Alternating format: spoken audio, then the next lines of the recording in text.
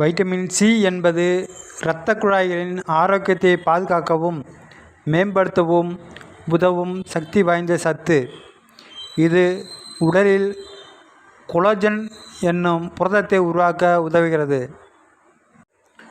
Collagen என்பது இரத்த குழாய் சுவரின் வலிமையை தக்கவைத்து பாதுகாக்கும் முக்கிய புரதம்.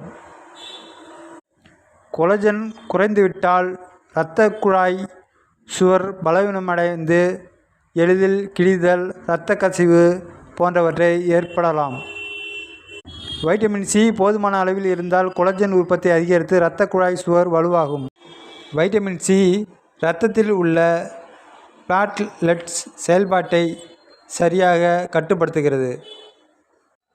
அதனால் தேவையற்ற இரத்த கட்டுகள் உருவாகாமல் தடுத்து இதய அடைப்பு மற்றும் ஸ்ட்ரோக் போன்ற பிரச்சனைகளை தடுக்கும். இது எல்டிஎல் கொழுப்பை ஆக்சிடேஷன் ஆகாமல் பாதுகாக்கிறது. கெட்ட கொழுப்பு இரத்த குழாய்களில் அடைப்புகளை உருவாக்கும். வைட்டமின் சி இந்த செயல்முறையை தடுத்து இரத்த குழாய்கள் அடைப்படாமல் காப்பாற்றுகிறது. வைட்டமின் சி உடலில் நைட்ரிக் ஆசிட் என்னும் மூலக்கூறு உருவாக உதவுகிறது. இது இரத்த குழாய்களில் விரிவடை செய்து இரத்த ஓட்டத்தை மேம்படுத்துகிறது. இந்த செயல்முறையால் இரத்த அழுத்தம் கட்டுப்பாட்டில் இருக்கும். வைட்டமின் சி அதிகம் உள்ள உணவுகளில் ஆரஞ்சு, எலுமிச்சை, கிவி, பேரிக்காய், பப்பாளி, திராட்சை, கொத்தமல்லி, பச்சை மிளகாய், பீட்ரூட் போன்றவை அடங்கும். பெரியவர்கள் தினமும் 75 100 மில்லிகிராம் வரை எடுத்துக்கொள்ள வேண்டும். இதய நோயாளிகள், புகைப்பிடிப்பவர்கள், சர்க்கரை நோயாளிகள் போன்றவர்கள் 120 முதல் 500 மில்லிகிராம் வரை எடுத்துக்கொள்ளலாம்.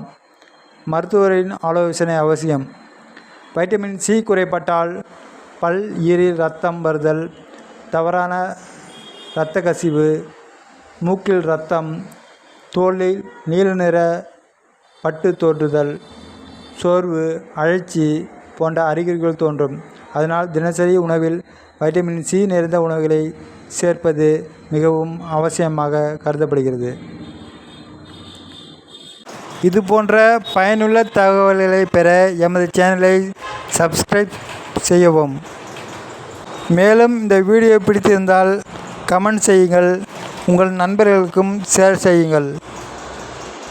இது போன்ற வீடியோக்களை பெற எமது சேனலுக்கு ஆதரவு தாருங்கள். நன்றி, வணக்கம்.